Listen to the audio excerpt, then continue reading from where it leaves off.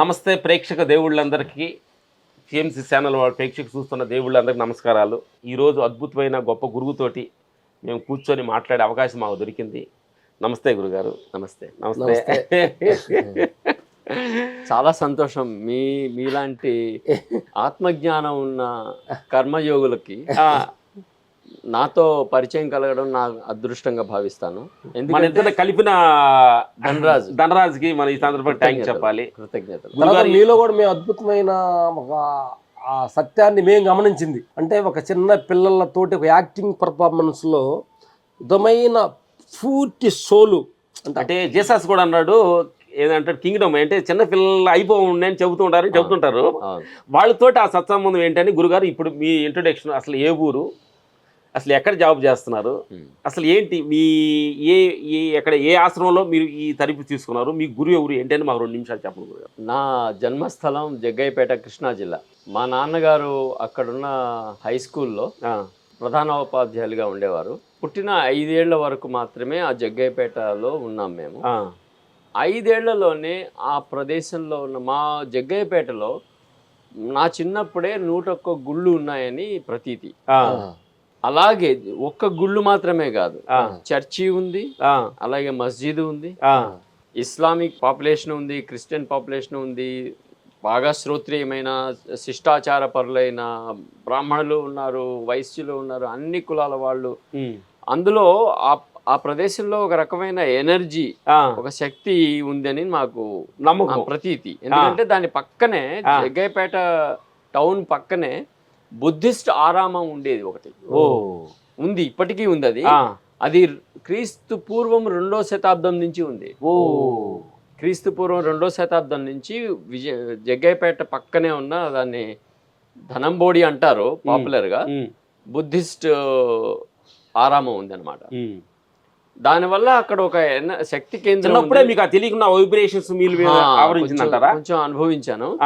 5 ఏళ్ల లోపల నేను అక్కడ గ్రాస్ప్ చేసిన, అక్కడ గ్రహించిన శక్తి, అక్కడ గ్రహించిన జీవన విధానాలు.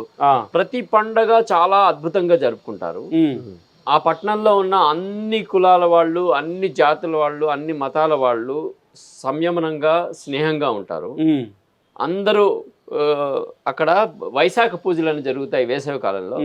దానికి ఊరంతా అక్కడే ఉంటుంది. తర్వాత తెలియని ఒక ఎనర్జీ ఉంది. మతాతీతమైన ఆత్మశక్తి ఉంది అన్నారు. మతాతీతమైన ఒక శక్తి ఉంది, ఆత్మీయ శక్తి ఉంది అక్కడ. అందుకనే ఆ ఎనర్జీ అక్కడ నడుస్తూ ఉంటుంది. పీర్ల పండుగ జరిగేది. పీర్ల పండుగలో అక్కడ గుళ్ళో ఉన్న ఆచార్యులు వాళ్ళ పిల్లల్ని తీసుకొచ్చి పీర్ల పండుగలో పార్టిసిపేట్ చేసి వాళ్ళ పిల్లలకి తాయెత్తులు కట్టించుకుంటారు. అంటే ఏంటి, ఆధ్యాత్మికత అనేది ఏ ఒక్కరి సొత్తు కాదు, అందరిది, అందరిలో ఉంది, అందరిది అనే ప్రధానమైన చిన్నప్పుడే పడింది మీకు? చిన్నప్పుడే పడింది. ఎందుకంటే ఆ తర్వాత జీవితంలో రకరకాల సంఘటనల వల్ల చదువుకోవడానికి కోసం మా నాన్నగారు అక్కడి నుంచి వేరే చోట్లకి ట్రాన్స్ఫర్ అయిపోవడం, విజయవాడ రావడం, విజయవాడ నుంచి హైదరాబాద్ వెళ్ళడం, హైదరాబాద్ రావడం, హైదరాబాద్ నుంచి మళ్ళీ విజయవాడ వెళ్ళి అక్కడ కాలేజీలో చదువుకోవడం, ఇవన్నీ ఒక 10-15 ఏళ్ళు మళ్ళీ వేరే జరిగింది. 15 ఏళ్ళు సంవత్సరాలు అక్కడ అనుభవం ఏంటి? 15 ఏళ్లలో ఎప్పుడు జగ్గయ్యపేటనే మర్చిపోలే. 5 ఏళ్ల వరకే ఉన్నా కూడా జగ్గయ్యపేటలో జరిగిన ప్రతి పండగ నీ మైండ్లో తిరుగుతూనే ఉండేవి. తర్వాత వానాకాలం వస్తే వర్షాలు రావడానికి అక్కడ లంబాడీలు వస్తారు, సాయంత్రం కట్టెలు అమ్ముతారు, మల్లెపూల వాసన చాలా బాగుంటుంది అక్కడ. సాయంత్రం అవగానే అందరి ఇళ్ళకి సోడాలు అమ్ముతారు, వచ్చేవాళ్ళు ఉంటారు. అక్కడ జీవనంలో ఒక రకమైన వైబ్రెన్స్, అంటే కలకలం, జీవశక్తి ఉంది.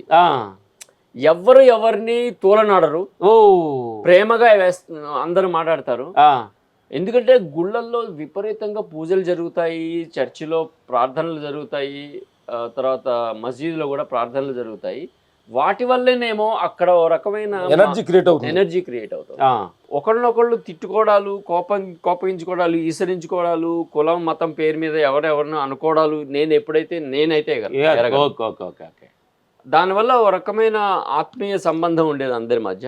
అది నన్ను 15 ఏళ్ళు గ్యాప్ వచ్చిన తర్వాత కూడా నాకు గుర్తొచ్చేది. ఈ సత్యం వైపు ఎక్కడ మిమ్మల్ని ఎక్కడ మీ టర్న్ చేసింది, ఈ ఆత్మ పైన వైపు ఎక్కడ మిమ్మల్ని మైండ్ ఫుల్ గా డైవర్షన్ చేసింది? ఇంటర్మీడియట్ స్థాయి నుంచే యోగా రెగ్యులర్ గా చేయడం మొదలెట్టాను విజయవాడలో ఉన్నప్పుడు. తర్వాత హైదరాబాద్ వచ్చి డిగ్రీ, తర్వాత మళ్ళీ విజయవాడలోకి వెళ్ళి డిగ్రీ అయిపోయిన తర్వాత ఉద్యోగం చేశాను 3 ఏళ్ళు. ఆ ఉద్యోగం చేస్తున్న టైంలో నా జీవితం లక్ష్యం ఏంటి, నేనేం చేయాలనుకుంటున్నాను క్వశ్చన్ వచ్చింది. లోపల క్వశ్చన్ వచ్చింది. అంటే ఈ ఉద్యోగం అయితే టెంపరీగా అవసరం కోసం చేస్తున్నాము, తాత్కాలికంగా కుటుంబ అవసరాల కోసం చేస్తున్నాను, కానీ ఇది కాదు నాది ఇది కాదు లక్ష్యం అని నాకు అర్థమైంది. ఆ అన్వేషణలో నేను నాటకం వైపు మళ్ళాను. ఎందుకంటే చిన్న కళల వైపు మళ్ళాను. దానికి ప్రేరణ కలిగించింది జగ్గయ్యపేట. ఎందుకంటే జగ్గయ్యపేటలో ప్రతి చిన్నది ఒక కళారూపం లాగా ప్రదర్శిస్తారు. దీపావళి పండుగ జరిగినా అందరూ పట్టణంలో ఉన్న వాళ్ళందరూ ఒక సెంటర్లో గుమిగూడతారు. రావణుని అక్కడ బాణసంచా పేల్చి ధ్వంసం చేస్తారు. అలా ప్రతి పండగ చాలా బాగా జరుగుతుంది. వినాయక చవితి వస్తే పొద్దున్నే వినాయక చవితి బొమ్మలు అవన్నీ అమ్మేవాళ్ళు వస్తారు. తర్వాత పత్రి అమ్మే వాళ్ళు వస్తారు. ఆ మట్టి వినాయకులు తయారు చేసి అమ్ముతారు. అంటే సంస్కృతిలో ఆధ్యాత్మికత నిండి ఉన్న పండగలు బాగా జరుగుతాయి అక్కడ. అందువల్ల అది నాకు జ్ఞాపకం బాగా వచ్చేసింది. డిగ్రీ తర్వాత ఉద్యోగం చేసిన తర్వాత ఉద్యోగం వదిలేసి నేను నాటకం చదువుదామని నేను పాండిచేరి వెళ్ళాను. 3 ఏళ్ళు అక్కడ ఉన్నాను. మాస్టర్స్ డిగ్రీ నాటకం చదివిన తర్వాత అప్పుడు మళ్ళీ వెనక్కి వచ్చి చిన్న చిన్న వర్క్ షాప్స్, పిల్లలకి నాటకాలు తయారు చేయటం, స్కూళ్ళకి వెళ్ళడం. దాంట్లో ఏంటంటే నాకు మానసిక వికాసం, తర్వాత ఆధ్యాత్మికత, మానసిక వికాసానికి ఆధ్యాత్మికతకి నాటకానికి ఉన్న సంబంధం చెప్పండి గురుగారు. బలీయమైన సంబంధం ఉంది.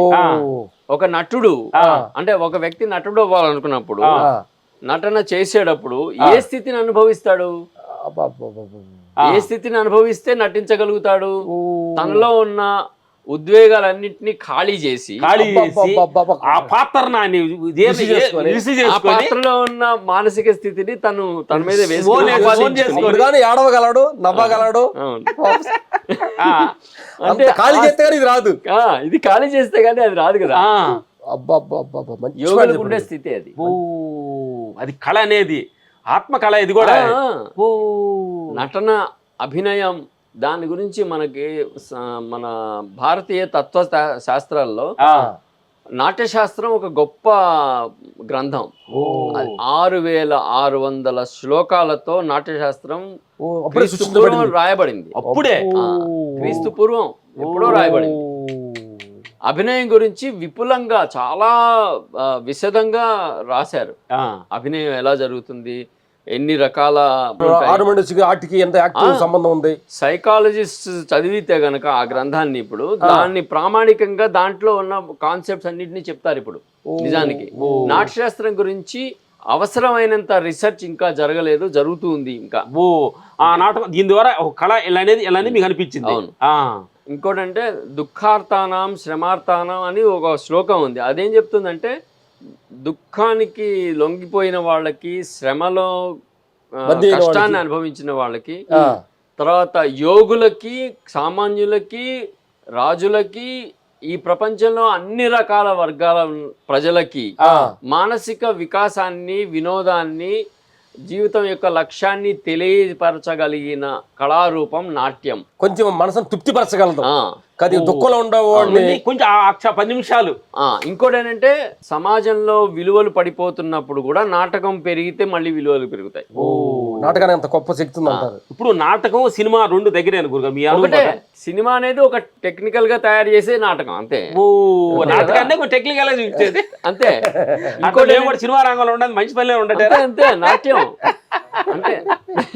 ఇంకోటి ఏంటంటే ఒక చిన్న తేడాలు ఉంటాయి. నాటకం ఒకసారి వేస్తే మళ్ళీ ఇంకోసారి వేస్తే అలాగే రాదు, వేరేలాగా వస్తుంది. కొద్ది భావాలు మారిపోతాయి, కొన్ని తేడాలు వస్తాయి. మానసిక వికాసం పట్ల అంటే స్థితిగతులను బట్టి మారుతుంటది. ఈ రోజు చేసే పెర్ఫార్మెన్స్ లో ఒకదానికి స్ట్రెస్ ఇవ్వచ్చు, ఇంకొక మానసిక స్థితి రావచ్చు, ఇంకొక అవగాహన పెరగచ్చు, దానివల్ల పెరుగుతూ పోతుంది, అంటే ఎవాల్వ్ అవుతూ పోతుంది నాటక ప్రదర్శన. గురుగారు, ఈ నాటక ప్రదర్శనకి ఆత్మ పయనంకి ఈ రెండుకి ఎలా సమానం అవుతుంది అనేది మేము నాటకం ఆరోగ్యానికి ఎలా పనిచేస్తుందంటే, మనం సమాజంలో మనం అనేక రకాల వ్యక్తులతో ప్రతి క్షణం ప్రతిరోజు కలుస్తుంటాం. ఎన్నో రకాల భావావేశాలు, అనీజినెస్ జరుగుతుంటుంది. ఒక్కోసారి మనం ఎవరో తెలియకుండా కొంచెం చిన్న అవమానాలకు కూడా గురవుతాం. మనం సరిగ్గా చేయలేకపోయినా, మన కర్తవ్యం నిర్వర్తించలేకపోయినా పై అధికారులు మనని అవమానపరుస్తారు. సమాజంలో రోజు బ్రతకాలి, ఇంతమంది మనుషులతో ఇంటరాక్ట్ అయ్యి మళ్ళీ వెనక్కి వచ్చే లోపల ఫ్రస్ట్రేషన్ వచ్చేస్తుంది రోజు. ప్రకటనలు మీవి, ప్రచారాలు మావి, జీవితంలోని వెలుగులందరివి. పిఎంసి తెలుగు ఛానల్లో మీ యాడ్స్ కోసం సంప్రదించవలసిన ఫోన్ నంబర్స్. ప్రజెంట్ గా ఏదో సాఫ్ట్వేర్ జాబ్ లో కావచ్చు, ఎనీ జాబ్స్ కావచ్చు, అవమానం ఉంది, పొగడింపులు ఉన్నాయి, దీన్ని ఆడియన్స్ ఎలా విమర్శలు ఉంటాయి, తర్వాత అవమానాలు ఉంటాయి, చిన్న అవమానాలు ఉంటుంది. ఒక సాయంకాలం ఈ పని అవ్వలేదని సోషల్ ఇన్సల్ట్ ఉంటుంది, అంటే సామాజిక పరమైన అవమానం. ఆ అవమానాలన్నింటినీ మనం ఎన్నో రకాల ఉద్వేగాల్ని మనం పెంచుకుంటూ పోతాం, రోజు పేరుకుపోతుంటాయి. ఓకే, మనలో పేరుకుపోయిన ఉద్వేగాలన్నింటినీ బయటికి తీసి క్లీన్ చేసే, మనసుని క్లీన్ చేసే అవకాశం నాటకం చూడడం ద్వారా లేదా నాటకంలో యాక్ట్ చేయడం ద్వారా మనకి కలుగుతుంది. అరిస్టాటిలే చెప్పారు, గ్రీక్ తత్వవేత్త అరిస్టాటిల్. అంటే అజీర్తి చేస్తే వాంతి చేసి మనం ఆరోగ్యాన్ని పొందినట్టు మనలో పేరుకుపోయిన ఉద్వేగాలన్నింటినీ వాంతి చేయాలి. ఆ వాంతి చేయడానికి అవకాశం ఎప్పుడు వస్తుందంటే నాటకం చూసేటప్పుడు. మనం కాని వ్యక్తులు, ఆ వ్యక్తులు మన మానసిక ఉద్వేగాలన్నింటినీ అనుభవిస్తూ వాళ్ళు పెర్ఫార్మెన్స్ చేస్తుంటే ఆ రకమైన మానసిక ఉద్వేగాలు మనలో ఉన్న పేరుకుపోయినవన్నీ మనలో నుంచి బయటకు వస్తాయి. అందులో ఒక రకమైన కంక్లూజన్ చేస్తారు, ఒక మంచి ముగింపు ఇస్తారు. దానివల్ల ఏంటి, మనలో ఉన్న ఫ్రస్ట్రేషన్ ముగింపుకి వస్తారు కదా. మన సినిమాలో ఏ సినిమా అని చూసినా కూడా ఒక లక్ష్యం పెట్టుకుని హీరో బయలుదేరతాడు, ఎన్నో ఒడిదుడులకు లోనయ్యి చివరికి సక్సెస్ఫుల్ అవుతాడు కదా. లేకపోతే అది విషాదాంతమైన సుఖాంతమైన విషాదాంతమైన ఏదైనా సరే, కృత్రిమంగా ఒక ప్రదేశంలో కూర్చుని మనలో పేరుకుపోయిన ఉద్వేగాలన్నింటినీ స్వేచ్ఛగా ప్రకటించడానికి అవకాశం వస్తుంది. గుడ్, ఇది నాటకం అంటే. నాటకం వల్ల రిలీఫ్. నాటకం కానీ సినిమా కానీ. ఇప్పుడు హై టెక్నిక్ ఏంటంటే సినిమా ఏంటి, ఒకసారి రికార్డ్ చేసిన తర్వాత అది మారదు. ఇప్పుడు 10 ఏళ్ల క్రితం చేసిన సినిమా అప్పుడు చూసినా అలాగే ఉంది, ఇప్పుడు చూసినా ఎడిట్ చేయకపోతే ఎప్పుడు చూసినా అలాగే ఉంటుంది. నాటకం అంటే ప్రతి క్షణం మారుతుంది. అదే నాటకం అనేది చాలా ఇంపార్టెంట్ అంటారు మీరు. రెండు మంచివే. ఎందుకంటే సినిమా ఎందుకని పాపులర్ అయిందంటే, ఒకసారి మంచి సినిమా చేసిన ప్రయత్నం వల్ల కొన్ని లక్షల మంది ఫ్యూచర్ జనరేషన్స్ కూడా చూడగలుగుతారు. అందువల్ల సేఫ్ రికార్డింగ్. గుడ్. అంటే మీరు ఢిల్లీ వెళ్ళి ఈ నాటకం ఎంతమంది స్టూడెంట్స్ కి, మీ స్టూడెంట్స్ ఎవరు నాటకాల్లో పయనించారు, మీరు ఎలా దీనికి? సుమారుగా ఒక 50,000 మంది పిల్లలతో, యువకులతో, అనేక వయసుల వ్యక్తులతో పనిచేసే అవకాశం నాకు జీవితంలో కలిగింది. 50,000 మంది జీవితాలను స్పృశించి వాళ్ళందరితో నాటకం చేయించి, నాటకం యొక్క లక్ష్యం సెల్ఫ్ గ్లోరిఫికేషన్ కాదు, నేను గొప్పవాడినని చూపించుకోవడం కాదు, సమాజానికి మంచి చెప్పగలగాలి, సమాజంలో చిన్న మార్పు రాగలిగిన చాలు అనే లక్ష్యంతో నాటకం చేయడం అనేది నేను ఎన్నుకున్నాను. ఢిల్లీలో ఉన్న ఇంటర్నేషనల్ స్కూల్లో 950 మందితో రామాయణం చేయించాను నేను. ఆ రామాయణం ప్రదర్శనలో ఫారిన్ పిల్లలు ఉన్నారు, కొరియన్ పిల్లలు ఉన్నారు, చైనీస్ పిల్లలు ఉన్నారు, ఇండియన్ హిస్టరీ కానీ భారతదేశ ఆధ్యాత్మికత గురించి అస్సలు పరిచయం లేని భారతీయ పిల్లలు ఉన్నారు, ఎన్ఆర్ఐల పిల్లలు. వాళ్ళకి అసలు ఇండియా అంటేనే ఏం తెలియదు. వాళ్ళ పేరెంట్స్ ఇక్కడికి పంపించారంటే ఇంటర్నేషనల్ స్కూల్ కి. వాళ్ళందరికీ రామాయణం అంటే తెలియదు, భారతం తెలియదు, ఏమీ తెలియదు. ఒక జర్మన్ పిల్ల కైకేయిగా యాక్ట్ చేసింది, ఆ. తర్వాత ఒక జర్మన్ కుర్రాడు హనుమంతుడిగా యాక్ట్ చేశాడు. హనుమంతుడు యాక్ట్ చేశాడు. నాకు ఇది కావాలని కంట్రీస్ లో ఉన్న వాళ్ళు అందరితోటి ఈ పర్ఫార్మెన్స్ చేసిన వాళ్ళు నీకు ఎంత సాటిస్ఫాక్షన్ అనిపిస్తుంది? సాటిస్ఫాక్షన్. ఎందుకంటే పిల్లలకి రామాయణం అంటే ఊరికే ఒక ఇండియన్ ఓల్డ్ స్టోరీ అని కాకుండా దాంట్లో విలువలు ఉన్నాయి. మన గురుగారు రామాయణం చెప్పంగా ఏదో మాట్లాడే రామాయణం స్టార్ట్ చేశాడా అంటారు. ఏంటంటే ఏమైపోయిందంటే దాన్ని అంటే ఒక మంచి అద్భుతమైన క్వాలిటీని సీపుగా చూస్తున్నారు మనుషులు. చూడండి, రామాయణం ఇది మొట్టమొదటి కథ, ప్రపంచంలోనే మొట్టమొదటి కథ అని ప్రపంచం అంతా ఒప్పుకుంది. దాంట్లో ఉన్న కథ చూడండి, మంచి వీరుడైన హీరో, చాలా అందగత్తె అయిన హీరోయిన్, అతి బలవంతుడైన విలన్, అందగత్తె అయిన హీరోయిన్ ని ఎత్తుకుపోతాడు. వీరుడైన హీరో అస్సలు మనం ఊహించడానికి వీల్లేని వానరులందరితో స్నేహం చేసి వీళ్ళందరినీ కూడగట్టి అతి బలవంతుడైన విలన్ ని ఓడగొట్టి చంపేసి తన భార్యని తెచ్చుకుంటున్నాడు. ఎంత హాలీవుడ్ స్టోరీ కానీ, తర్వాత బాలీవుడ్ స్టోరీ కానీ, టాలీవుడ్ కానీ, అంటే పాపులర్ కథ ఇది దానిలో నుంచి పుట్టిన సినిమా అంతా దానిలో నుంచే. అది ప్రపంచం అంతా ఒప్పుకుంది. ప్రోటోటైప్ అంటారు దాన్ని, ప్రోటోటైప్ కథ. అసలు ఈ రామాయణంలో ఉన్న టెంప్లేట్ అంటారు. అంటే ఏంటి, ఇదొక అచ్చు అనమాట. రామాయణం మీరు కథ యాక్ట్ చేసి పిల్లల దగ్గర చేపిస్తున్నప్పుడు ఆ రామాయణంలో పొందిన అసలు దానిలో ఉండే మెయిన్ అనుభవాలు ఏంటి డైలాగ్ చెప్పండి. అది పిల్లల దగ్గర అంటే మీరు ఫీల్ అయ్యి చెప్పాలి కదా వాళ్ళ దగ్గర, మీరు ఆ పర్ఫార్మెన్స్ చెప్పాలి. కాబట్టి ముందు 950 మంది పిల్లలు ఆ స్కూల్ భయపడింది రామాయణం అనగానే వీళ్ళు రిజెక్ట్ చేస్తారు పిల్లలని. పిల్లల అనుమతి కూడా తీసుకోవాలి కదా, చేయలేరు, వాళ్ళు ఇంట్రెస్ట్ చూపించారు. అప్పుడన్నా నేను రామాయణం అని అనౌన్స్ చేయకండి, సీనియర్ పిల్లలందరినీ నా దగ్గరికి పంపించండి. వాళ్ళతో ఒక 1 నెల రోజుల పాటు వర్క్ షాప్ చేశా. వాళ్ళతో మీకు ఏ విలువలు చూస్తున్నారు జీవితంలో, మీకు బాగా నచ్చిన వ్యక్తి మీరు ప్రపంచంలో ఏంటో చెప్పండి, ఎవరో చెప్పండి. అంటే వాళ్ళ పేరెంట్స్ అని చెప్పారు కొద్దిమంది వేరే పెద్ద పెద్ద లీడర్స్ గురించి చెప్పారు. అలాగే వాళ్ళలో ఉన్న మంచి క్వాలిటీస్ మీరు రాయండి. అదంతా ఒక 1 మంత్ వర్క్ షాప్ అనమాట. ఆ వర్క్ షాప్ లో అసలు ఈ ప్రపంచాన్ని సేవ్ చేయగలిగిన వ్యక్తి అతనికి ఉండాల్సిన లక్షణాలు ఏంటి అని మొత్తం క్రోడీకరించి రాశాం. ఆ తర్వాత ఇలా ఉన్న వ్యక్తి అయితే మీ తండ్రిలో వాళ్ళు కొంతమంది చెప్పారు మా తండ్రి చాలా గొప్పవాడని, కానీ మా తండ్రిలో కూడా లోపాలు ఉన్నాయా అని అడిగితే వాళ్ళే చెప్పారు కొన్ని లోపాలు ఉన్నాయి, కొన్ని మా ఫాదర్లో కూడా నచ్చవని చెప్పారు. మంచి పాయింట్ తీసుకున్నాడు. చివరికి మీకు ఈ ప్రపంచంలో హిస్టరీ చదివారు కదా, చాలా రకరకాల దేశాల హిస్టరీ చదివారు, చాలా కష్టపడ్డారు. ఎందుకంటే పెద్ద పెద్ద హీరోస్ హిస్టరీలో మన చరిత్రలో ఉన్నారు, కానీ వాళ్ళలో ఈ లోపాలు ఉన్నాయి, వాళ్ళలో ఆ లోపాలు ఉన్నాయని వాళ్ళే ఎత్తి చూపారు. అప్పుడు నేను ఒక సినిమా చూద్దాం అని చెప్పి నేను జాపనీస్ యానిమేటెడ్ రామాయణం నేను చూపించా. ఏమి చెప్పకుండా రామాయణం అనే మొదట అనౌన్స్మెంట్ వస్తుంది, అది కట్ చేసేసి చూపించా నేను. అసలు జస్ట్ అది కట్ చేసేసి మొత్తం స్టోరీ ఎలా స్టార్ట్ అవుతుంది అది యానిమేటెడ్ రామాయణం చూపించాను. వాళ్ళకి ఈ కథ ఎవరికి తెలీదు, సీనియర్ పిల్లలు ఎవరికి, అందరూ ఫారిన్ పిల్లలు, తర్వాత ఎన్ఆర్ఐల పిల్లలు, వాళ్ళందరూ చూసి కోతులతో వానరులతో సంయమనంగా మాట్లాడడం, ఒక చిన్న ఉడత పిల్లతో ప్రేమగా మాట్లాడటం, ఇలాంటి లక్షణాలు చూసి వాళ్ళు మొత్తం ఈ పాత్ర అసలు ఇట్లాంటి వ్యక్తి ఉండగలిగితే అతనే బెస్ట్ హ్యూమన్ బీయింగ్ ఈ ప్రపంచంలో అని చెప్పారు. అంటే పిల్లల్ని మోటివేట్ చేయాల్సి వచ్చింది మీరు రాముడు గురించి చెప్పడానికి. రాముడు అనే మాట ఎత్తకుండా రామాయణం గురించి మాట్లాడుతున్నాం అని చెప్పకుండా ఈ కథ చేయడానికి మీకు ఇష్టమేనంటే తప్పనిసరిగా అని అందరూ అంగీకరించారు.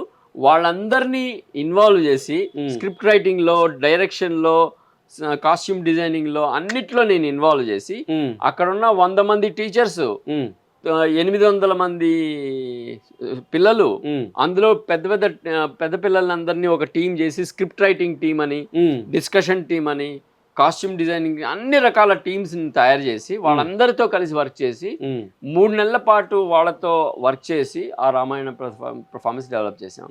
వాళ్ళు ఇంకోటి ఏం చేశారంటే అక్కడ చుట్టుపక్కల ఉన్న ఆ పెద్ద స్కూల్కు చుట్టుపక్కల చిన్న పల్లెటూళ్ళు ఉంటాయి, ఆ పల్లెటూళ్ళలో ఉన్న ప్రభుత్వ పాఠశాలల్లో ఉన్న పిల్లల్ని కూడా తీసుకొచ్చి మా నాటకంలో ఇన్వాల్వ్ చేసి, దానివల్ల వాళ్ళకి మన ఊరికే ఊకదంపుడు వాల్యూస్ చెప్పడం కాదు, విలువల గురించి మాట్లాడడమే కాదు, ఆ విలువలు పాటించడం కూడా. ఆ ప్రభుత్వ పాఠశాలల్లో ఉన్న పిల్లల్ని కూడా తీసుకొచ్చి మా మా నాటకంలో ఒక సీన్లో వాళ్ళ చేత యాక్ట్ చేయించాం. ఇప్పుడు నువ్వు చెప్తా ఉండంటే ఒక రాముడు క్యారెక్టర్ అనేది ఎక్కడ ఏలు పెట్టి వంక చూపించిన ఒక క్యారెక్టర్ని ఈరోజు మనం ఆడుకుంటున్నాం. అంటున్నామంటే నాటకం అంతా వేసిన తర్వాత మీకు ఎలా సాటిస్ఫాక్షన్ పిల్లలతోటి ఈ వాళ్ళతో అనుభవం వాళ్ళతో ఎన్నో ఇబ్బందులు పడి ఉంటారు నాటకం పర్ఫార్మెన్స్ తీసుకోవడానికి వాళ్ళు యాక్టింగ్ తీసుకోవడానికి నాటకం అంతా అయిపోయిన తర్వాత మీకు సాటిస్ఫాక్షన్ మీకు ఉన్న రిజల్ట్ ఏంటి? అసలు దాన్ని వాళ్ళు ఆ స్కూల్ వాళ్ళు మ్యాగ్నమ్ ఓపస్ అంటే అద్భుతమైన దృశ్య కావ్యంగా వాళ్ళు ఇప్పటికీ చెప్పుకుంటారు. అది 2005లో జరిగింది పెర్ఫార్మెన్స్. 2005 అక్టోబర్లో జరిగింది. ఇప్పటికీ దాని రికార్డింగ్ ఉంది. అది వాళ్ళు ఆ స్కూల్ ఆ తర్వాత ఆ స్కూల్కి ఎంత పాపులర్ అయిందంటే రామాయణాన్ని అక్కడ ఇంకోటి ఏంటి మేము స్టేజ్ మీద చేయాల మొత్తం ఆ స్కూల్లో ఒక కొలను ఉంది మధ్యలో, తర్వాత అటువైపు నడవా ఉంది, ఇటువైపు ఒక బిల్డింగ్ ఉంటుంది, ఇటువైపు ఇంకో బిల్డింగ్ ఉంటుంది. అక్కడున్న ప్రదేశాలనే మార్చేసి మేము ఒక ఎన్విరాన్మెంటల్ థియేటర్ లాగా చేసాం. అంటే ఏంటి, ఈ బిల్డింగ్ నుంచి ఇది అయోధ్య, అది లంక, ఈ మధ్యలో ఉన్నది సముద్రం, తర్వాత అక్కడ మధ్యలో అడవిలాగా ఉంటుంది కొంచెం చెట్లు. ఇప్పుడు మీరు రామాయణం ఎంత పిల్లలకి ఎంత రామాయణం పోయించి ఎంత సాటిస్ఫాక్షన్ పోయింది. అసలు మీ జీవితం లక్ష్యం ఏంటి? అసలు ఏంటి? మ్యారేజ్ చేసుకున్నారా లేదా? అసలు జీవితం ఏంటి? చేసుకోవాలనుకున్నారా లేదా? ఊరికి అడుగుతున్నా. అలాగే ఆడియన్స్ కోసం అసలు ఏంటి? వివాహానికి వ్యతిరేకని కాను కానీ జీవితాన్ని పూర్తిగా దాని లక్ష్యం ఏంటి శోధించి జెన్యున్గా ఎంజాయ్ చేయడానికి, జీవితం ఉన్నంత వరకు సంతోషించాలి, సంతోషంగా గడపాలి ప్రతి క్షణం. ఈ రోజే ఒక విషయం మాట్లాడుకున్నాం, మృత్యోర్మ అమృతంగమయ అనే ఒక స్టేట్మెంట్ ఉంది కదా. మృత్యువు లేని స్థితికి వెళ్దాముగాక. అది మృత్యువు లేని స్థితి అంటే ఎప్పుడు మృత్యు గురించి భయపడితే ఆ క్షణంలోనే మృత్యు వచ్చినట్టు. చచ్చిపోతాను అనే భయం ఉంటుంది చూసారా, మృత్యు చచ్చిపోయినట్టే. అంటే మృత్యువుని ప్రేమగా ఆహ్వానించగలిగితే, దానితో స్నేహం చేయగలిగితే, మృత్యుతో చదరంగా ఆడగలిగితే, మృత్యువుని స్నేహంగా భుజానికి ఎక్కించుకుంటే జయించినట్టే. గురుగారు మంచి పాయింట్. చాలా మందికి డౌట్ ఉంది గురుగారు, మీరు ఈ గోల్ తీసుకున్నారా? దాన్ని జయించాలనుకున్నారు, ఎలా మార్గం ఏంటి, ముఖ్యం అంటే ఏంటి, దాంతో ఎలా ఫ్రెండ్షిప్ ఉంటుంది, ఎలా పైన ఎక్కించుకోవాలి, దాంట్లో ఎలా స్నేహం చేయాలి అని మాకు. అంటే జీవితం గడిపినంత వరకు ఏ ఒక్కరిని ఇబ్బంది పెట్టకుండా, తర్వాత ఎవరిని నొప్పించకుండా, చివరి వరకు సంతోషంగా చనిపోయే చివరి క్షణంలో 1,00,000 మంది గుర్తొచ్చి, ఓ నా స్నేహితుడు వాడికి ద్రోహం చేశాను, సారీ, వీడికి సారీ, వీడికి సారీ, 1,00,000 మందికి సారీ చెప్పుకునే లోపల జీవితం అయిపోతుంది. ప్రకటనలు మీవి, ప్రచారాలు మావి, జీవితంలోని వెలుగులందరివి. పిఎంసి తెలుగు ఛానల్లో మీ యాడ్స్ కోసం సంప్రదించవలసిన ఫోన్ నంబర్స్. సమయం ఎండ్ లో ఎవరికే చెప్పుకుంటారా? ఎవరికి సారీ చెప్పకుండా ఉండేలాగా నడుచుకోవాలి, అది క్యారెక్టర్. ఇదే ముఖ్యం చేయమంటే అంటే తప్పు చేయకూడదని అర్థం. అంటే లాస్ట్ శ్వాస అప్పుడు నిల్లో ఉండాలి, అది 0 స్టేజ్ లో ఉండాలి, సంతోషంగా చక్కగా నవ్వుతూ. మనం పోయిన తర్వాత వాళ్ళు గుర్తు చేసుకున్నారో లేదు కూడా అవసరం లేదు. మనం ఎవరిని నొప్పించలేదు. అది అనేక జీవులు ఈ జీవన నాటకం కోసం వాళ్ళు పాత్రధారులు. ప్రపంచం ఒక పెద్ద నాటక రంగం, రియల్ గానే రంగస్థలం. ఆ రంగస్థలంలో రకరకాల పాత్రలు, విలన్స్ ఉంటారు, మంచోళ్ళు ఉంటారు. చీకటి లేకపోతే వెలుతురు లేదు, చీకటి లేకపోతే వెలుతురు యొక్క గొప్పదనం తెలియదు. అట్లా ఈ ఉండాలంటారా? అందరూ ఉండాలి, కానీ వాళ్ళ పట్ల పర్సనల్ గా ద్వేషాలు వద్దు మనకి. వాళ్ళు ఈ ప్రపంచం అంతా ఒక పెద్ద చాదర్ అనుకుంటే, ఒక జంపఖానా అనుకుంటే, ఒక్కొక్క దారం, ఇటు నుంచి వెళ్లే దారాలుంటే, అటు నుంచి వచ్చే అడ్డం వెళ్లే దారాలుంటే అన్ని కలిస్తే కదా ప్రపంచం. ఎర్ర దారం నల్ల దారాన్ని అవమానించకూడదు, తెల్లదారం నల్లదారం దీన్ని అవమానించకూడదు. కలవటం ఇంపార్టెంట్ అంటారా? ఇదే జ్ఞానం, ఆత్మజ్ఞానం అంటే. అంతే. ఇంకోటి ఏంటంటే మనకి ఇంద్రధనుస్సు ఉంది, ఇంద్రధనుస్సులో 7 రంగులు ఉన్నాయి. ఒక్కొక్క రంగు ఒకదాన్ని నువ్వు తక్కువ, నువ్వు ఎక్కువ, నేను ఎక్కువ అని కొట్టుకుంటాయి. అవి అన్ని కలిసి ఉంటే అందంగా ఉంటాయి, అన్ని కలుసుకుంటే మనకు అందంగా కనిపిస్తుంది. అదిగాక ఈ ప్రపంచంలో అన్ని రోజా పువ్వులు అయితే, నేను పిల్లలతో వర్క్షాప్ చేసినప్పుడు ఇట్లాంటి కొన్ని విలువలు కలిగిన భావాలని నేను ప్రజెంట్ చేస్తాను. వాళ్ళని అడుగుతాను, నేను మీకు ఏ పువ్వు ఇష్టము, ప్రపంచం ఒక రోజా పువ్వు అని చెప్పింది అనుకోండి పాప, ఈ ప్రపంచం అంతా రోజా పువ్వులే ఉంటే ఉమ్. ఇంకా వేరే ఏ పువ్వు లేకపోతే ఎలా ఉంటుంది? అస్సలు బాగుండదని చెప్తుంది. ఊరు ఊరు ఊరు ఊరు ఊరు ఊరు ఊరు. ఇష్టమే. చిన్న చిన్న పిల్లలే ఇష్టమే, కానీ అతి కూడా అతి సర్వత్ర వర్జయ్యేది. దేంట్లోనైనా అతి సర్వత్ర వర్జయ్యేది. Good good. అందుకని వాళ్ళకి బ్యాలెన్స్ అంటే ఏంటో తెలుస్తుంది. నాలాగా లేని వ్యక్తిని కూడా మనం గౌరవించడం ఎలాగా, తర్వాత ఆ వ్యక్తి మనకి తారసపడి మన జీవితంలో ఒక చిన్న చేదు అనుభవం ఇచ్చినా కూడా ఆ వ్యక్తిని అసహించుకోవాల్సిన అవసరం లేదు, ఆ వ్యక్తిని ద్వేషించాల్సిన అవసరం లేదు. ఆ సంఘటనలో అతని మానసిక స్థితి వల్ల ఆ ఘటన వచ్చింది మనకి. అంత మాత్రాన అతని జీవితం అంతా శత్రువు ఏమైపోడు. ఇంకోటి ఏంటంటే మనకి చాలా నాటకాలు ఉన్నాయి, ప్రపంచంలో ఉన్నాయి, మన దేశంలో కూడా ఉన్నాయి. మృత్యువు తర్వాత ఎవరికి శత్రువు కాదు. మృత్యు తర్వాత ఎవరికి శత్రువులు లేరు. మహాభారతంలో యుద్ధానికి ముందు యుద్ధ నీతి యుద్ధంలో పాటించాల్సిన నియమాలు అన్ని రాస్తారు. చెప్పండి గురుగారు. అది చాలా చాలా ఇంపార్టెంట్ చాప్టర్ అది. రాశారు అంటే యుద్ధ ధర్మాలు. వాళ్ళందరూ అటువాళ్ళు ఇటువాళ్ళు అందరూ పెద్దవాళ్ళందరూ కూర్చుని యుద్ధం చేయబోయే వాళ్ళందరికీ చెప్తారు. అది పెద్ద చాప్టర్ ఉంది. అందులో ఏంటంటే ఈ సమయంలో ప్రారంభం అవుతుంది యుద్ధం, ఈ సమయంలో ఆగిపోతుంది. యుద్ధం ప్రారంభం అవడానికి ముందు మీరందరూ అన్నదమ్ములు. యుద్ధం సమయం అయిపోగానే మీ అన్నదమ్ములే, ఒకే ఫ్యామిలీ అందరూ. మీరు శత్రువుల్లాగా మిగతా సమయంలో ప్రవర్తించకూడదు. ధర్మం అంటే అందరికి వండి పెట్టడానికి ఇటువాళ్ళు ధనము, వస్తువులు, పదార్థాలు అందరూ సమానంగా అందరూ ఇచ్చారు. అందరూ తింటారు, అందరూ కష్టపడతారు.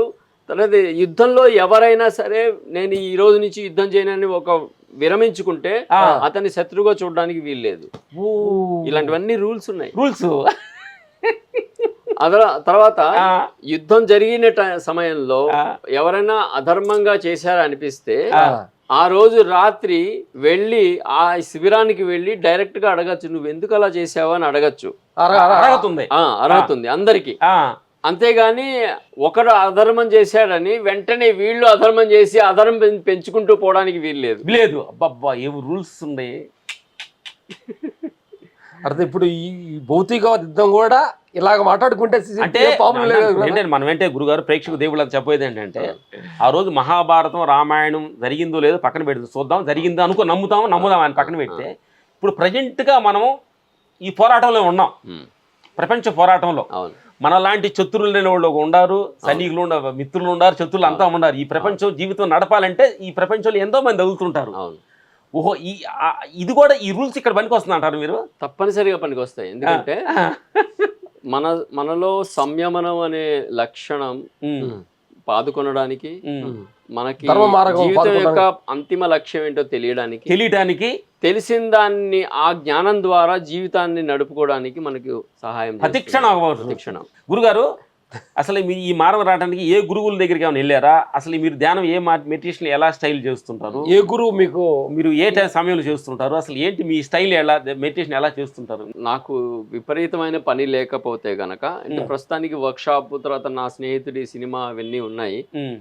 అందుకని ఒక టైట్ షెడ్యూల్ ఉంది. ఇదంతా అయిపోయిన తర్వాత నన్ను వదిలేస్తే నేను 9ంటికి రాత్రి పడుకుంటాను, 3ంటికి లేస్తాను, 3ంటి నుంచి 4ంటి వరకు రేడియో వింటాను.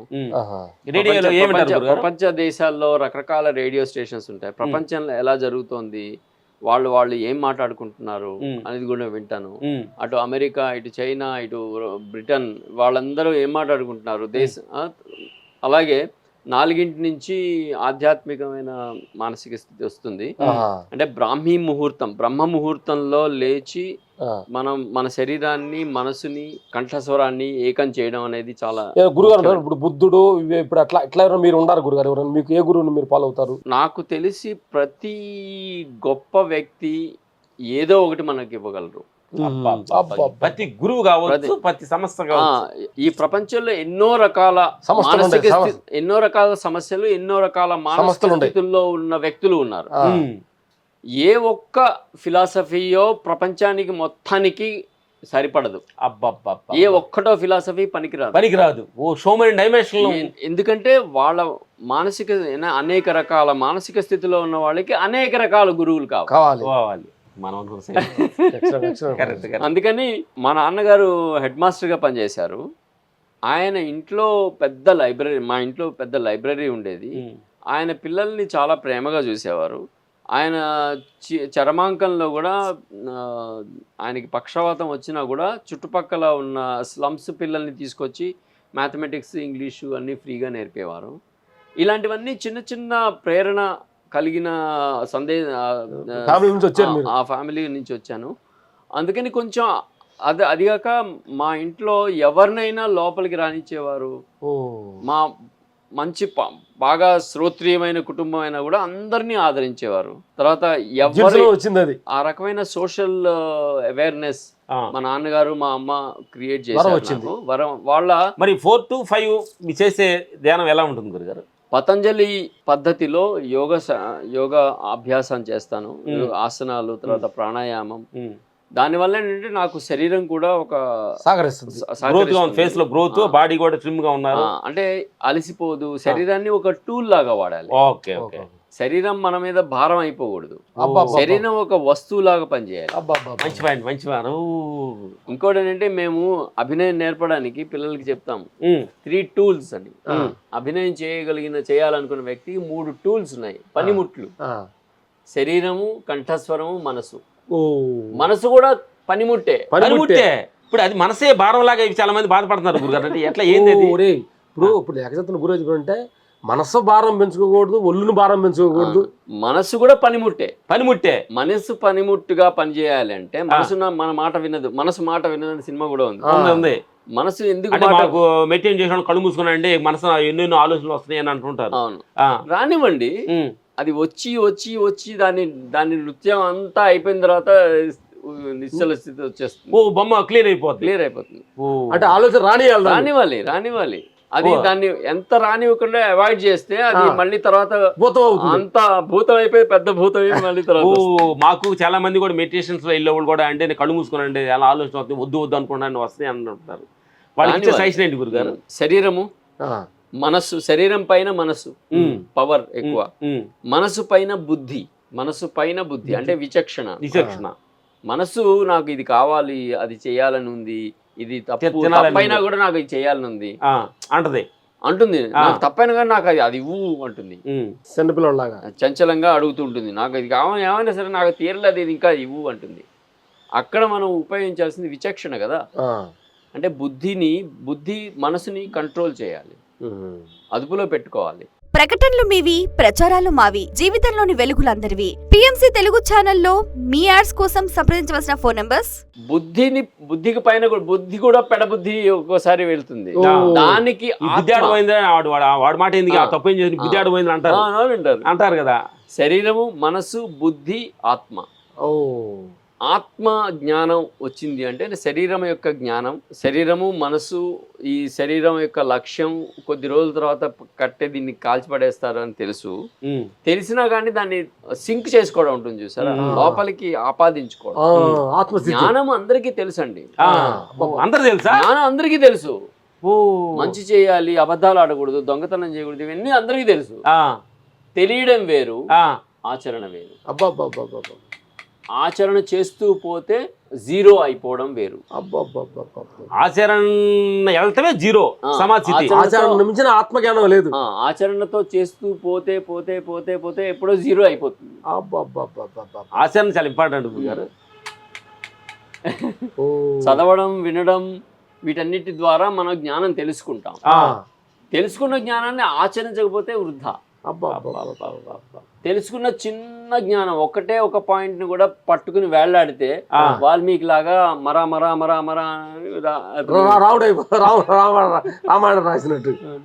సార్, జీవితంలో లక్ష్యం ఏంటి గురుగారు? మీరు ప్రపంచానికి మ్యారేజ్ చేసుకోకుండా ఎంతో మంది కళను పోషిస్తూ కళని ప్రజెంట్ చేస్తున్నారు. ప్రపంచానికి మీ ద్వారా ఏమి ఇవ్వదలుచుకున్నారు? నేను చేసే నాటకం ద్వారా ప్రేమని వ్యాప్తి చేయాలని కోరుకుంటున్నాను. ఓకే. ప్రతి జీవికి కొన్ని అవసరాలు, కుల, మత, దేశీయ, రంగు, రూపు, జాతి ఇవన్నిటి అతీతంగా జీవికి కొన్ని అవసరాలు ఉంటాయి. ఏ జీవైనా మనిషి ఏ కావచ్చు, జీవైనా ఎన్ని జంతువు. కొన్ని అవసరాలు ఉంటాయి. ఆ, ఆ అన్ని రకాల జీవుల పట్ల, ఆ, ఉట్టి మనుషులే కాదు, ఆ, అన్ని రకాల జీవుల పట్ల ఆ, ఒక రకమైన సహానుభూతి, ఆ, సహ అనుభూతి, ఓ. సానుభూతి కాదు. సానుభూతి సానుభూతి అంటే దయ. ఆ, దయ కలిగితే మనం అయ్యో పాపం ఆ ముసలమ్మ ఏడుస్తుందని 1000 రూపాయలు ఇస్తా. ఉమ్, అదేంటి దయ. నాకు ఆమె అంటే కరుణ, దయ ఉండి ఇస్తున్నా. ఆ. సహానుభూతి మేము నేర్పుతాం. యాక్టర్కి కావాల్సింది సహానుభూతి. ఏంటి గురు దాని? ఒక బిచ్చగాడు రోడ్డు పక్కన కూర్చున్నాడు అనుకోండి, ఉమ్, అతన్ని చూస్తే నేను అదే స్థితిలోకి వెళ్తే ఎట్లా అనుభవిస్తాను, అబ్బో, అబ్బో, అబ్బో, అబ్బో, అబ్బో. అది సహానుభూతి. ఇప్పుడు నేను ఒక అతని దగ్గర ఇప్పుడు ఒక పొడుసు నూకేసాను, ఎగ్జామ్ రాయడానికి వెళ్తున్నాడు, అవును, ఒక సడన్ గా పొడుసు నూకేసాను అనుకో, ఆ స్థితిలో ఆయన ఎలా ఉంటాడు అవును, అనే క్యారెక్టర్లోకి మనం వెళ్ళాలి. అవును, అంటే ఆ తప్పు చేయం మనం. అవును. అది అలాంటి అవకాశం నటులకు వస్తుంది కదా. ఆ, నేను కాని వేరే పాత్ర యొక్క మానసిక స్థితిని అనుభవించే అవకాశం నటుడికి వస్తుంది. ఆ పాత్రలు చేసే తప్పులు, ఆ పాత్రలు చేసే మంచి అన్ని కూడా వాటి పట్ల తీసుకోగలం. విశ్లేషణ వచ్చే అవకాశం ఉంటుంది. అబ్బా క్లారిటీ వచ్చుతామంటే డివైడ్ చేస్తానికి ఛాన్సెస్ ఉంది. ఒక చిన్న మాట వల్ల ఒక జీవితం కోల్పోతుంది. ఒక మాట వల్ల ఒక జీవితం బాగుపడుతుంది. దేవదాస్ సినిమాలో ఆ. అని వాళ్ళిద్దరు కొట్టుకుంటారు. ఆ అమ్మాయి మళ్ళీ చివరికి వస్తుంది ఒకసారి, అయినా కూడా నువ్వు పో అని అంటాడు. ఆ, కోపంతో అంటాడు, వెళ్ళిపోతుంది. వెంటనే పెళ్ళైపోతుంది. పెళ్ళైపోతుంది. ఆ పల్లకీలో వెళ్తున్నప్పుడు వెంటనే అతనికి అరే నేనేం చేశాను అని వాడికి షాక్ అయిపోతాడు. అక్కడ ఒక పాట స్టార్ట్ అవుతుంది పాత దేవదాసులో. ఆ, కల ఇదని నిజమిదని తెలియదులే బ్రతుకింతేనులే ఇంతేనులే ఓ అంటే పసితనపు మనోరథం వెన్నెల నీడైపోయేనులే బ్రతుకింతేనులే. అంటే ఆ. ఒక్క చిన్న పొరపాటు వల్ల, అహం వల్ల, ఒక్క చిన్న అహం వల్ల జీవితం అంతా అయిపోయింది. జీవితం ఏడవలసి వచ్చిందే అని వాడికి రియలైజ్ అయిపోతాడు, కానీ ఆల్రెడీ ఆలస్యం అయిపోయింది. అంటే ఆ సినిమా పాట నేర్పుతుందంటారా అనేది? అంటే మన పాత సినిమాల్లో తెలుగు పాటలు సాహిత్య స్రష్టలు మహానుభావులందరూ రాసినవి. అవన్నీ మహానుభావులు సంగీతం సమకూర్చినవి, దర్శకులు వాళ్ళు తీసి దాన్ని ప్రజెంట్ చేసినవి. అవి మన మానసిక ఆరోగ్యానికి హెల్ప్ చేస్తాయి. కోల్పోయాడు థెరపీ. అంటే పాతకాలపు సినిమా పాటలు వినడం కానీ ఇప్పుడు కూడా మంచి మంచి పాటలు కొన్ని వస్తున్నాయి, కానీ అంత పర్పస్ తో రాయడం. దానిలో ఒక పాట మేము అప్పుడప్పుడు అనుకుంటాం గురుగారు, ఇది ఒక మట్టేనని తెలుసు, ఇది ఒక మాయేనని తెలుసు, తెలిసి తెలిసి వలపోవటం వలచి విలపించుటలో ఉన్న సుఖం ఎవరికి తెలుసు. ఎవరు తెలుసా? అంటే ఎంత అద్భుతమైన జ్ఞానం వాళ్ళు రాశారంటే. అవును, అంటే తెలిసి కుడి ఎడమైతే పొరపాటు లేదో ఓడిపోలేదో. అంటే మట్టి అంటే భగ్న ప్రేమికుడు వేదాంతం వైపు వెళ్ళడం అనేది తెలుగు సినిమా దేవదాసులో ప్రస్ఫుటంగా కనిపిస్తుంది. అంటే పాటలు అంత తగపడేది. అంటే మన తెలుగు దేవదాస్ నాగేశ్వరరావు గారిది ఎందుకంత గ్రేట్ అంటే, అప్పుడున్న ఆ డైరెక్టర్స్, మ్యూజిషియన్స్ వాళ్ళందరూ ఏం చేశారంటే, భగ్న ప్రేమికుడు ఒక వేదాంతి దాకా వెళ్ళిపోతాడు అనే కోణాన్ని వాళ్ళు బాగా చూపించారు. భగ్న ప్రేమికుడు నాశనం అయిపోతాడని చూపించలా, ఒక ఆత్మత వైపు, భగవంతుడి వైపు నడిచాడు, ఆధ్యాత్మిక వైపు వెళ్తాడు. అతని మొత్తం ప్రపంచం అంతా వేదాంత పరంగా చూస్తాడు. ఇది కూడా అవసరం లేదు, అది అవసరం లేదు, పోతే పోయింది, నాశనం అయిపోతే పోయింది అంటే ఆ స్థితికి వెళ్ళిపోతాడు అతను. అంటే లాస్ట్ లో ఒక జ్ఞాని ఏ స్థితికి వెళ్ళాడో ఆ స్థితికి వచ్చాడు. అక్కడ ఇందాక ఒక మాట నా గురుగారు మాట్లాడుతూ, గోల్ తోటి మనిషి జీవించాలా, గోల్ లేకుండా జీవించాలనే క్వశ్చన్ నా బట్టి మీరు వివరంగా చెప్పండి. శూన్యమే మన లక్ష్యం. అంటే శూన్య స్థితి, వెంపర్లాడడం, కోరికలు తీర్చుకోవడం, ఇవన్నీ కావాలి. అంటే ధర్మ అర్థ కామ మోక్షాలు అన్నారు కదా మనకి. ధర్మం పాటిస్తూ అర్థం అంటే సంపదని ప్రోధి చేసుకుంటూ, కామాన్ని తీసుకుంటే, కామం అంటే కోరికలు ఎన్ని అనేక ఆకలేస్తున్నప్పుడు అన్నం తినాలనేది కూడా కామమే. ధర్మ అర్థ కామం ఇవే ధర్మంగా కర్మలు చేస్తూ అర్థాన్ని సంపాదించి ఉమ్. కామ తృష్ణ తీర్చుకుని ఎన్ని రకాల కోరికలున్నా అన్ని రకాల కోరికలు మనం వేరే వాళ్ళకి సహాయం చేయాలనుకున్నది కూడా కోరికే. అది కూడా కోరికే. అవతలకి ఏదైనా సహాయం పొందాలన్నది కోరికే. కోరికే. ఇవన్నీ ఈ కోరికలన్నీ తీర్చుకున్న తర్వాత ముముక్షు అవుతాడు, అంటే మోక్షం వైపు మడుతుంది. అంటే యవ్వనం అంటే బాల్యం, యవ్వనం, అంటే తర్వాత ఇది వానప్రస్థం, తర్వాత వానప్రస్థం 50 నుంచి 75 వరకు అని మన శాస్త్రాల్లో చెప్పారు. 50 ఏళ్ల వయసు వచ్చేవరకు మన పిల్లలు ఓ 25 ఏళ్ల వాళ్ళు అయి ఉండాలి. అప్పుడు వాళ్ళ దగ్గర నుంచి స్లోగా డిటాచ్ అయిపోవాలి. అంటే 20 యువకుడు అయిన దగ్గర నుంచి మన కొడుకుని మన స్నేహితుడిలాగా చూడగలగాలి. సూపర్, మంచి. ఇంకోటి ఏంటంటే దానికి వెనకాల ఉన్న ఫిలాసఫీ ఏంటంటే మన ద్వారా వచ్చే పిల్లలు, ఈ సమాజంలో పిల్లలు మన ఆస్తులు కాదు, మన కూలీలు కాదు, మన కింద పనిచేసే పనివాళ్ళు కాదు. మన ద్వారా వాళ్ళ జీవితాన్ని యొక్క లక్ష్యాలు సాధించడానికి వచ్చిన వేరే జీవులు. అబ్బబ్బబ్బా, జీవాత్మ. అంటే మన కోరికలేని వాళ్ళ మీద పెట్టేసి నా ఇలా ఉండాలి, నేను ఎలా, నా కొడుకు ఇలా ఉండాలి, అలా ఉండాలని మన ఆలోచనలు వాళ్ళ మీద రుద్దటం కరెక్ట్ కాదంటారా? ఎందుకంటే మన ఆత్మ సంస్కారం సరిగ్గా ఉంటే, మనస వాచా కర్మణ ఒకేలాగా ఉంటే వాళ్ళు ఈజీగా ఆచరించేస్తారు. వాళ్ళకి ఏమి చెప్పక్కర్లా, ముందు మనం కరెక్ట్గా ఉండాలి, మనం కరెక్ట్గా. ఓకే, అలాగే తర్వాత వాళ్ళని మనం గుప్పెట్లో పెట్టుకుని నాకు కావాల్సిన కోరికలు వాళ్ళ ద్వారా తీర్చుకుందామని నువ్వు ఇదే చేయరా, ఫారిన్ వెళ్ళరా, వాళ్ళకి వాళ్ళు ఈ జీవితంలోకి ఎందుకు వచ్చారంటే వాళ్ళ జీవితాన్ని కర్మ ప్రకారంగా చేసుకోవడానికి వచ్చారు. ఇబ్బంది పెట్టకూడదు, డాప్ చేయకూడదు.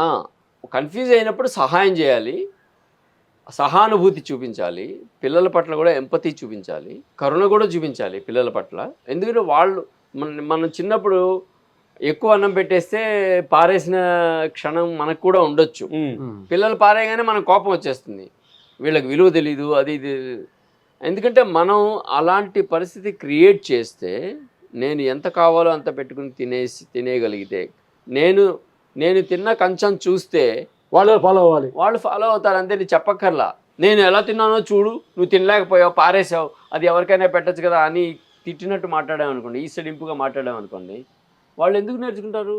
అంటే ఒక వ్యక్తి చిన్నవాడైనా పెద్దవాడైనా, ఇప్పుడు నాకు వయసు 58 అనుకోండి, 59 అనుకోండి, నేను చిన్నపిల్లాడిలాగా ఉన్నాను కదా, అలాగే ఇప్పుడున్న చిన్నపిల్లలు పెద్దవాళ్ళు అవుతారు కదా. అంటే ఏం తేడా? అంటే వాళ్ళు కొంచెం, అంటే ఇది ఒక స్రవంతి, నిరంతర ప్రవాహంగా సాగుతున్న జీవయాత్ర ఇది ప్రపంచం. ఎవరికి ఎవరు చివరికి ఎవరు, ముగిసే ఈ జన్మలోనా, ముగియని ఈ యాత్రలోన, ముగిసే ఈ జన్మలోన. ఈ జన్మ మాత్రమే ముగుస్తుంది, అంటే యాత్ర ముగియట్లా, యాత్ర పిల్లలతో సాగుతుంది. ఈ జీవయాత్ర ఈ జీవితం అయిపోయిన తర్వాత వేరే జీవితం తీసుకుంటుంది. మన కర్మల ఫలితాన్ని మనం అనుభవిస్తాము. మనం మంచి కర్మలు చేస్తే పైకి వెళ్ళొచ్చు, కుకర్మలు చేస్తే కిందికి వెళ్ళొచ్చు. ఈ జీవయాత్ర కంటిన్యూస్ గానే ఉంటుంది కదా. సినిమా యాత్ర గట్టిగా నీకేటర్ ముగిసుద్ది. ఇదంతా దీంతో సినిమా పాటల్లో ఇంత ఆధ్యాత్మికమైన నిజాలు చక్కగా పొదిగి అద్భుతమైన సంగీతం కట్టి రాసిన వాళ్ళు అందుకనే అవన్నీ వింటే ఏంటంటే మనకి మనసుకి థెరపీ లాంటివి. ప్రకటనలు మీవి, ప్రచారాలు మావి, జీవితంలోని వెలుగులందరివి. పిఎంసి తెలుగు ఛానల్లో మీ యాడ్స్ కోసం సంప్రదించవలసిన ఫోన్ నంబర్స్. మా చూస్తున్న ప్రేక్షక దేవుళ్ళందరికీ మీరు ఫైనల్గా ఏం చెప్పబోతున్నారు? మీరు ఈ ఇన్ని సంవత్సరాలు, మీ 58 సంవత్సరాలు 56 సంవత్సరాలు ఈ వయసులో ప్రపంచం అంతా అక్కడక్కడ తిరిగి ఎంతోమంది కళను ప్రజెంట్ చేశారు. వీళ్ళందరికీ 4 మాటలు ఏం చెప్పబోతున్నారు? సంతోషంగా ఉండడమే జీవితం యొక్క లక్ష్యం. పాయింట్. అద్భుతం. సంతోషంగా ఉండడానికి కావాల్సిన మార్గాలు ఏంటని వెతుక్కోవడం మొదలెట్టండి. మీరు వెతకడం మొదలు పెడితే దొరుకుతాయి. అదే మనం ఎత్తకుండానే కూర్చున్న కాడే రావాలనుకుంటున్నా చాలా మంది. నాకు సంతోషం కావాలనే తెలియట్లా చాలా మందికి. పరిగెడుతున్నాడు ఒక వ్యక్తి, పరిగెడుతుంటే 1000 రూపాయల నోట్లో $100 నోటో కనిపిస్తోంది. పట్టుకుంటున్నాడు, మళ్ళీ పరిగెడుతున్నాడు, ఇంకోటి దొరుకుతోంది పరిగెడుతున్నాడు, ఇంకోటి దొరుకుతోంది పరిగెడుతున్నాడు. అలా పరిగెట్టుకుంటూ చివరి దాకా వెళ్ళి అవన్నీ పట్టుకుని కూలిపోయాడు, చనిపోయాడు. ఎందుకది జీవితం? ఇప్పుడు 100 రూపాయలు పట్టుకోగలిగితే ఆ 100 రూపాయలతో జీవించాలి కదా. పొద్దుకులు పట్టుకుంటా బతికితే చేస్తే జీవితం ఏంటి? వాడు ఇప్పుడు గాల్లోంచి వస్తున్నాయి, పట్టుకుంటున్నావు, పరిగెడుతున్నాడు. జీవితం అంతా అలిసిపోయి కూలిపోయాడు, వాడు జీవించలే లేదు. గురుగారు ఈ ప్రశ్న మాకు కూడా తగులుతానికి కూడా అవకాశం ఉందని మేము నిజంగా అనుకుంటున్నా. Next super. చాలా జ్ఞానం వచ్చింది. ప్రేక్షకులు చూసే దేవుళ్ళకి వచ్చింది లేదో కానీ మాకు వచ్చింది జ్ఞానం. ఇంకా నెక్స్ట్ సంతోషంగా ఉండడం లక్ష్యం. అది రియలైజ్ అయిన వాళ్ళకి సంతోషం ఎలా పొందాలో వెతికే మార్గాలు కూడా వాళ్ళకే తెలుస్తాయి. వెతకడం మొదలు పెడితే తప్పనిసరిగా దొరుకుతాయి, అవకాశాలు ఉండేవి. ఇప్పుడు జ్ఞానం ఎవరి గుప్పెట్లోనూ లేదు. అది ఈ ప్రస్తుత సమాజం యొక్క మంచి లక్షణం. లేదు, ఎవరు కండిషన్ ఎవరి గుప్పెట్లోనూ లేదు.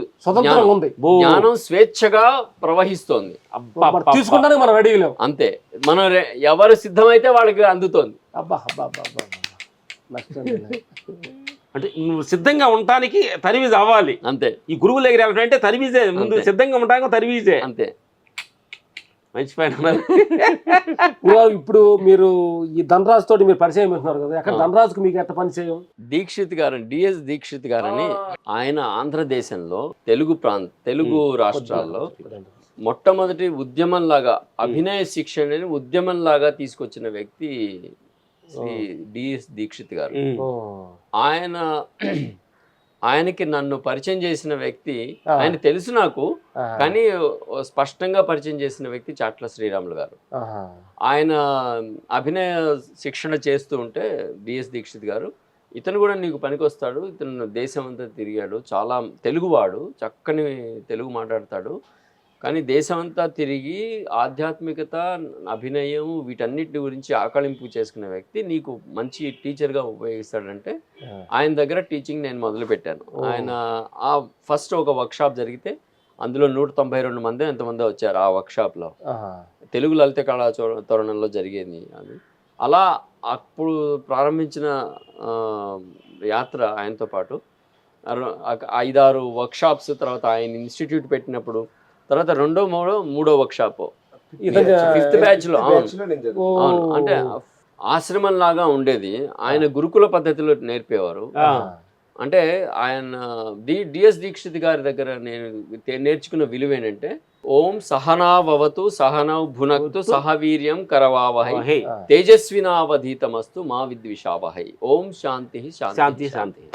అంటే కలిసి ఒకే చోట ఉందాం, కలిసి ఒకే చోట భోజనం చేద్దాం, ఒకలాగే తిందాం, కలిసి కృషి చేద్దాం, జ్ఞానం మన మీద ప్రసరించుగాక. అసలు ఇది పద్యం, దాని శ్లోకం, ఆ శ్లోకం యొక్క అర్థం అనమాట. జ్ఞానం మన కృషి చేస్తూ పోతే జ్ఞానం మన మీద ప్రసరించుగాక, వర్షంలా కురవగాక. ఒక తరం వాళ్ళకి ఇంకో తరం వాళ్ళకి మానసిక అధ్యయనంలో తేడా వస్తుంది కాబట్టి ఏ రకమైన స్థితిలోనూ ఒకరినొకరు ద్వేషించుకోకుండా ఉందాముగాక. అంటే ఏ స్థితికి వచ్చినా, ఎలాంటి సన్నివేశం వచ్చినా ఒకరినొకరు ద్వేషించుకోకుండా ఉందాము. అందుకని శాంతి శాంతి శాంతి శాంతి. 3 రకాల శాంతి. అంటే అది దైవిక, అది భౌతిక, అది ఆత్మిక శాంతి. ఈ విలువ అంటే అందరినీ, ఆయన తెలిసిన ప్రతి వ్యక్తిని, ఆ వర్క్షాప్లో పార్టిసిపేట్ చేసిన వ్యక్తుల్ని, ఆ వర్క్షాప్ దగ్గర పనిచేసే చిన్న వర్కర్స్ని, అక్కడ ఊడ్చే వాళ్ళందరినీ కూడా అందరినీ భోజనం, ఆప్యాయంగా ప్రేమగా భోజనం పెట్టేవారు. ఊరికే పార్టిసిపెంట్స్ మాత్రమే భోజనం కాదు, అందరికీ, ఆ చుట్టుపక్కల ఎవరు వచ్చినా సరే భోజనమే. మరి ధనరాజు అలాంటి సంస్కారం నుంచి వచ్చి తను శిష్యుడిగా చేరి, తను చాలా గురువు గారి పట్ల మంచి గౌరవభావంతో ఆ తర్వాత ప్రతి వర్క్ షాప్ లో తను కంటిన్యూ అయ్యాడు, ఒక అప్రెంటిస్ లాగా. నేర్చుకున్నాడు. తర్వాత దాన్ని పదును పెట్టడానికి అక్కడే ఉండిపోయాడు మాతో పాటే. ఆహా. మేము యాత్రలకు వెళ్తే మాతో పాటు యాత్రలకు వచ్చాడు. ఓహో. తర్వాత చాట్ల మాస్టర్ దగ్గర కూడా చాలా శిష్యరికం చేశాడు. ఓహో. అంటే ఈ రంగం పట్లే మక్కువ పెట్టుకుని దాన్ని కృషి అసలు ఆపకుండా కృషి చేస్తూ పోయాడు ఒక 10 ఏళ్ల పాటు. ఓకే. ఆ 10 ఏళ్ల పాటు చేసిన కృషి ఫలితమే ఇప్పుడు తను ఉన్న స్థితి. ఇప్పుడు ఇప్పుడు ధనరాజు ద్వారా కొంతమంది ఇండస్ట్రీ కూడా పిల్లల్ని చాలా మంది కళాకాంతులు ఇప్పుడు మొత్తం మనం వచ్చిన సినిమా ఏంటది బలగం సినిమాలో కూడా ఆర్టిస్టులు చాలా మంది పరిచయం చేశాడు. అవును, ఆ సినిమా కూడా ప్రపంచ రికార్డు సాధించింది. అవును, అవును. ధనరాజు, నీ లక్ష్యం ఏంటి అసలు? ఏంటి గురుగారు మీకున్న పరిచయం ఏంటి అసలు? ఏమనుకోండి, ఏం ఈ సినిమా ఇండస్ట్రీకి నీ ఉద్దేశం ఏంటి? నీ కళ ఏంటి? Good good. కాబట్టి గురుగారు కూడా మీకు తోడేరు కాబట్టి చాలా అదృష్టం అంటే అలాంటి గొప్ప గురువు మీకు దొరకటం అంత అదృష్టం. అంటే ఇంకోటి ఏంటంటే గురుగారులో గమనించిందంటే ఒక కళాన్ని ప్రజెంట్ చేయటం కూడా కాదు, దాంట్లో ఆత్మకళ కూడా ఉంది. ఆత్మకళ ఉంది అంటే ఒక పిల్లవాడి దగ్గర ఎంత ప్రేమగా అతని దగ్గర మనము ఆ పిల్లవాడు లాగా మనం అయిపోయి ఆ పిల్లవాడు మాట్లాడుతున్న మాటలను మనం రిసీవ్ చేసుకొని మన మాటలు పిల్లవాడు లాగా అందించాలి. మనం ఏదో పెద్దవాళ్ళలాగా అంటే వాడు రిసీవ్ చేసుకోడు. ఇదే జ్ఞానం అంటారు గురుగారు. అంటే ప్రతి తల్లిదండ్రుల దగ్గర కానీ ప్రపంచం దగ్గర కానీ మనం అలా నడుచుకోవటం జ్ఞానం గురుగారు. అవును, అవును. అంతేనా? ఇంకోటి చిన్నపిల్లల దగ్గర నుంచి నేను చాలా నేర్చుకున్నాను. నేను ఒక నాటకం చేసినప్పుడు, ఒక స్కూల్ కోసం నాటకం చేసినప్పుడు బస్సులో వెళ్ళేవాడిని. ఆ స్కూల్ బస్సులో నా పక్కనే చిన్న బేబీ కూర్చునేది. ఫస్ట్ క్లాస్ పాపాయి, ఫస్ట్ క్లాస్ పాపాయి. నేను నాతో మాట్లాడేది ఫ్రెండ్లీగా. నేను అందరితో మాట్లాడేవాడిని. సార్ మీరు ఏం చేస్తున్నారు, ఏ నాటకం చేస్తున్నారు పెద్ద పిల్లలకి అని అడిగింది. మేము ఈ నాటకం చేస్తున్నాం. అందులో ఏంటి స్టోరీ ఏంటి అని అడిగింది. చెప్పాను, ఇదిగో ఇలా ఇలా ఇలా ఉంటుంది. దాంట్లో ఒక దైవకన్య ఉంది, ఏంజల్ కాస్ట్యూమ్ మీరు తయారు చేశారా అని అడిగింది. నేను చేయలేకపోయాను, ఇంకా వేయలేదు, నేను ఇంకా ఆలోచించలేదన్నా. మీకు ఏంజల్ కాస్ట్యూమ్ నేను వేసిస్తాను, మీ డైరీ ఇవ్వండి అనేది. 1వ తరగతి పాపాయి నా డైరీలో కాస్ట్యూమ్ డిజైన్ వేసేసి చేసింది. అది ఇప్పటికీ నా దగ్గర డైరీ ఉంది. ఆ ఏంజల్ కాస్ట్యూమ్ డిజైన్డ్ బై ఆ పాపాయిని మేము బ్రోషర్లో కూడా వేసాం. అంటే పిల్లల దగ్గర వాళ్ళు అంత ఆర్ట్ఫుల్గా మనం చేస్తే వాళ్ళు అంత రిసీవ్ ఉంటుంది. ఆ తర్వాత నేను వైజాగ్లో ఒక స్కూల్లో పనిచేసినప్పుడు, ఒక స్కూల్లో ఒక నాటకం తయారు చేసినప్పుడు నాకు చిన్న బేబీ, ఆ అమ్మాయి నాకు ఆ వయసు కన్నా చాలా మంచి జ్ఞానం ఉన్నట్టుగా కనిపించింది. ఆ పాపాయిని నేను నాకు అసిస్టెంట్ డైరెక్టర్గా పెట్టుకున్నా. చిన్న ఇంతే పాపాయి. అది నాకు మొత్తం ప్లానింగ్, రిహార్సల్, షెడ్యూల్ ఇవన్నీ ప్లాన్ చేసి ఇచ్చేది. అప్పుడప్పుడు నాతో కొన్ని ప్రశ్నలు వేసేది, మరి ఇదేలాగా అదేలాగా అని అడిగేది. అలా వేయడం వల్ల నాకు జ్ఞానం వచ్చింది. చిన్నపిల్లల దగ్గర అద్భుతమైన జ్ఞానం ఉందని అసలు వాళ్ళ జ్ఞానం స్వచ్ఛంగా ఉంటుంది. పొల్యూషన్ అయింది కొద్దిగా. అదే గారు జీసస్ కూడా అంటాడు, మనం ఎదిగిపోయినప్పుడు మళ్ళీ సేమ్ చైల్డ్ అవ్వాలంటారు. అదేనా? పిల్లవాడు అయితేనే జ్ఞానానికి నిజమే. అది child is the father of man అని ఒక స్టేట్మెంట్ ఉంది ఇంగ్లీష్లో. అంటే ఏంటంటే పిల్లలే మనం తండ్రి వంటి వాడు, సమాజానికి పిల్లలే తండ్రి వంటి వాడు. అంటే పిల్లల్ని చూసే నేర్చుకోవాలి మనం. తండ్రి నేర్పుతారు కదా బుద్ధులు, అలాగే పిల్లల్ని చూసి మనం నేర్చుకోవాలండి. పిల్లలు చూడండి, వాళ్ళు పొరపచ్చాలు వచ్చి కొట్టుకున్నా వెంటనే కలిసిపోతారు. మేము మన ఎయిర్పోర్ట్ లో కూర్చున్నా, ఏ ఫ్లైట్ లేదు, 2 hours లేట్ అన్నారు. అందరూ మొక్కలు ఎట్టు పెట్టుకొని టైం అయిపోయింది అని అంటున్నారు. అందరు కలిసి పిల్లలు హ్యాపీగా ఆడుకుంటున్నారు. వాళ్ళకి టైం లేట్ అయింది తెలియలేదు, అసలు ఎక్కడి నుంచి ఏ ఊరు వాళ్ళు తెలియదు. వాళ్ళు హ్యాపీగా ఆడుకుంటారు. ఏమి లేదు. మేము చూస్తే మనం ఎందుకు ఇంత టైట్ ఎట్టు కూర్చున్నాం, ఎందుకు ఎట్టు కూర్చున్నందుకు టై కట్టుకొని ఇట్లా అంటే నేనంటే మేము మీద క్యాబ్ పెట్టుకొని వాళ్ళు వాళ్ళకి ఒక చిన్న ఉంటుంది కదా, వాళ్ళ చూస్తే ఏది లేదు, హ్యాపీగా ఆడుకుంటున్నారే. వాళ్ళు కదా గ్రేట్ జ్ఞానం, వాళ్ళు కదా. అక్కడే జ్ఞానం అనిపించింది నాకు. ఇంకోటి స్లమ్స్ లో కూడా పిల్లలు కంప్లైంట్ చేయకుండా ఆడుకుంటారు. స్లమ్స్ లో కూడా మాకు ఇలాంటి కండిషన్స్ ఎందుకు ఇచ్చారు అనేవాడు వాళ్ళు ప్రశ్నించరే, ఆడుకుంటారు, హ్యాపీగా ఆడుకుంటారు. ఆ మురికిలోనే వాళ్ళు సంతోషంగా ఆడుకుంటారు. అది జ్ఞానం.